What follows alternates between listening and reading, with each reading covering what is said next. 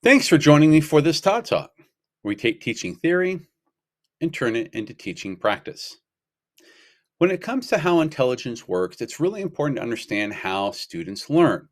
So that's what we're going to be talking about today. How exactly do students learn? So I want you to think of learning at like a target.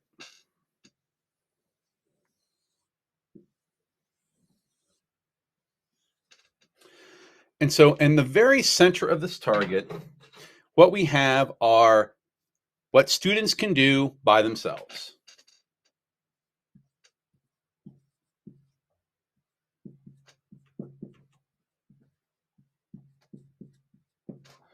So what that means is they don't need any help from anyone to be able to learn what it is that they're being asked to learn.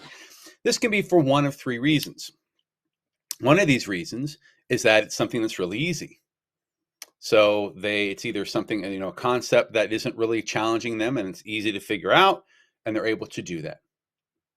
The second reason might be that the student has already been exposed to it or has already done it. So they've already done this work. So then doing it again is just a matter of repeating what they already know. And so again, not much challenge here. And then a third reason why they might be able to do it without any help is because it will take some figuring out, but it's a simple enough task that they can figure it out without needing any outside assistance. So you could simply give them the work, they can read it over and figure out what they need to do. So this is things that they can do by themselves without any assistance from anyone. So you could probably figure out that this center circle is they can do, but with help. So this is something that they can do, but they need to be guided. And there are various levels to this guidance. But what this typically looks like is when a student is in a classroom, a teacher is assisting them to learn something. Because this teacher knows something or understands something that the student does not. And so they're able to teach them what it is that they do know so that the student can do it. But again, they're going to need help in order to get to this point. On this outer circle, these are things that the student can't do, even with help. So what this means is that no matter what knowledge someone possesses, the student is not developed enough to be able to do what you're asking them to do. So for example, if you have a first grader who has basic addition skills, you are not going to start doing trigonometric equations with them because it's just too far above their head. There's too many steps in between that a student has to comprehend and understand and master to be able to do this. No matter how much help they get from a teacher, they're still not going to be able to do this. So these are kind of the three areas of learning. And of course, there is then what you want, which is this center area right here. This is known as the zone of proximal development. And this is where learning takes place in this ZPD. This is where you want students to be. You don't want students to be here because things are too easy for them. They're not actually learning anything because they already know how to do it, or it's so easy it doesn't really challenge them at all. So that is not where learning takes place. This is certainly not where learning takes place because in here, students can't do it. So not only are they not learning it, they feel like a failure. They feel like they can't accomplish what's being asked of them, and they may lose confidence of that. So when you're teaching students, you want students in this center area, the zone of proximal development. And the reason why you want them there is because this is where learning takes place. Now, where the challenge comes in is that in this zone, there are various levels of understanding. So, for example, kind of at this, there's a circle here, and this is where students can be assisted by someone with knowledge. And again, this is a teacher. It could be a peer that has information. It could be a video that they're watching. But basically, the student had little to no information. Someone else did possess that information. They present it to this person, and then they can then start to do it because they have an understanding now. Because this person, so for you're teaching someone how to tie their shoes for the first time, and they've never done it before. Someone that knows how to tie it can show them the steps, and then that person can then start to do it because now they've been shown how to do that. If you just gave a kid two ends of the laces and they said tie your shoe, they may not know how to do that because they've never seen it before. Then you have a layer in here, the second layer. And this second layer is then assistance by self. And what I mean by this is that through the instructions that someone gives you, through the directions, through the information that someone gives you, you can start to figure it out for yourself. So for example, if you don't know how to do addition at all, but eventually someone gives you this knowledge, they explain how addition works, they explain how to add two numbers together, then you can then start to add numbers yourself that don't look like the exact numbers that you did. So in other words, if the teacher is saying, I want you to add 8 plus 6, and you get 14, they've shown you how to do that, and they've given you the answer. But then they say, okay, what is 8 plus 9? They haven't shown you how to do that, but you know the concept of addition.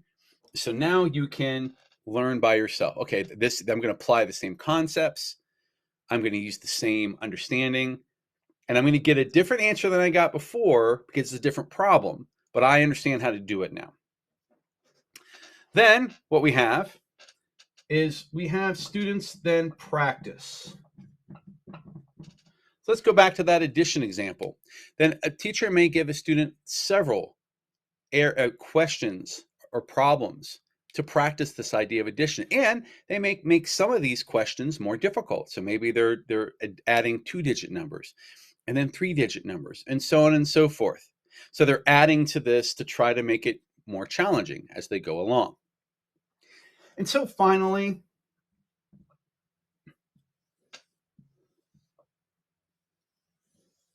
right on the very outer circle here,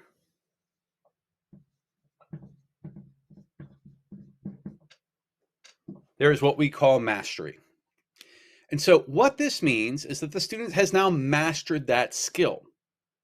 And if they keep doing the same skill, then they'll go to this can do by themselves, and they don't need any assistance. So they're not learning. So as a teacher, we try to keep them on this outer circle and then challenge them. So now that they've done addition, can we move on to subtraction, which is a different concept, but along the same lines, because you have to know addition first before you can get to subtraction. And so teachers constantly have to be playing with this zone of proximal development. They need to try to get kids to this outer circle and then start it all over again and go towards the inner part and keep moving up until they're challenging students. So let me demonstrate what this might look like. Okay, if you're teaching someone how to brush their teeth and you're assisting them, well, you may have to show them where the toothpaste goes on the toothbrush bristle. You may have to show them how much to use. You may show them the technique that you use to brush your teeth. So that has to be taught to the student, to the child, by someone who knows how to do that. Eventually then, they start to figure out, okay, this is how I brush my teeth. And they are brushing their teeth and they're thinking about, this is what I learned, this is how I apply this, this is how I do this, am I doing this correctly? They're evaluating whether they're being successful or not, but they're doing this independently and by themselves. Then they continue to practice. So every day, hopefully, a couple times a day, they are brushing their teeth and they're practicing over and over and over again. Until eventually they gain such mastery that they don't even think about it anymore. So to ask you, how much do you think about when you brush your teeth? Are you actually thinking about the process you're going through? Are you thinking about the technique you're using? Or do you just put the toothbrush in there and brush away, and you could think about a million other things and not even be aware that you're brushing your teeth? except for the fact that there's a toothbrush in your mouth. And so that's what we look at when it comes to this. We want to move them to the outer part of the circle, and then when they master it, then it starts all over again, and we need to keep moving them, keep pushing them, and keep pushing them. So what does this look like when it comes to the classroom? And so part of this, what you have to do is you have to scaffold.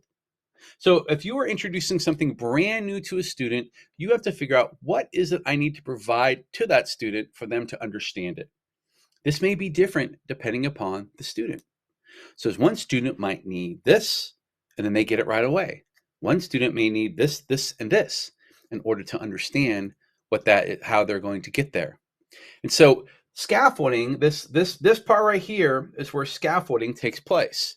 How do I assist them? What do I need to do to assist them to get to the point where they can assist them by themselves? Okay. When it comes to this practice, what kind of practice am I going to offer them? What practice will challenge them? What practice them will be able to display what it is that they've learned? And then how do I determine mastery eventually? How do I determine as the teacher that they've got it? And then once they have it, am I just having them practice some more? No, that'd be a step back.